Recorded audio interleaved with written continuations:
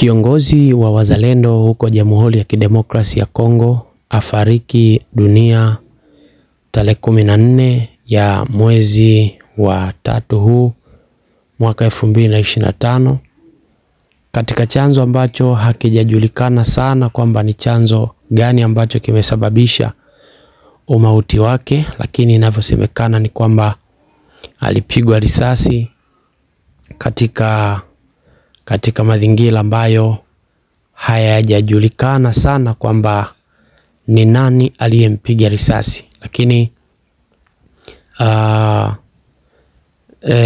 hajapigwa ama hajauawa na watu ambao labda ni waasi, ila waasi wa M23, ila ameuawa na watu ambao ni wa karibu yake, kwa kile kinachodhaniwa kwamba ni kama mabishano fulani ambayo yalitokea baina ya viongozi wenzake. Kama unavyojua, vita ya ukombozi inahitaji imani, vita ya ukombozi inahitaji kabisa kujitoa.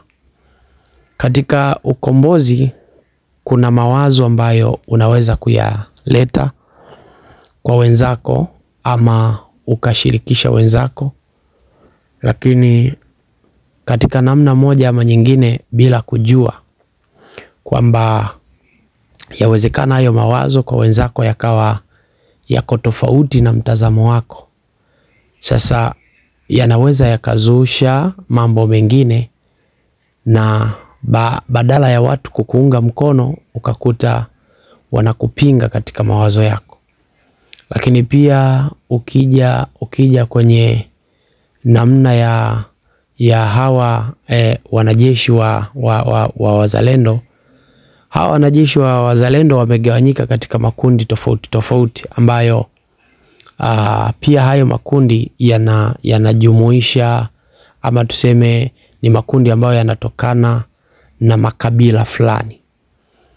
Ukija kwa upande wa Wabembe, wana wazalendo wao ambao wana kiongozi wao, wanapoenda vitani wana mwakilishi wao ambaye anawawakilisha katika kabila la Wabembe. Lakini ukija makabila mengine pia vivyo hivyo wana viongozi wao kutokana na makabila, na ndio inaitwa uzalendo. Kwa mfano sisi huku kuna Wanyakyusa, Wafipa, Wachaga, so kila kabila lazima litoe askari wazalendo wanaoenda kupigania nchi yao. Kwa hiyo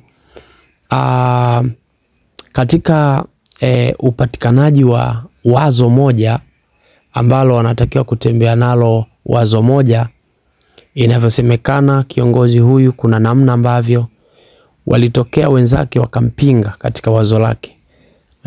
Hii inaonekana inawezekana ni kifo ambacho kimesababishwa na usaliti. Usaliti wa namna fulani kwamba maybe sera zako zikaonekana zinavutia sana kabila lako, ama sera zako zikaonekana maybe ziko na ubinafsi, ama sera zako zikawa ni nzuri ila wenzako hawazitaki. So kinachotokea ni madhara kama haya.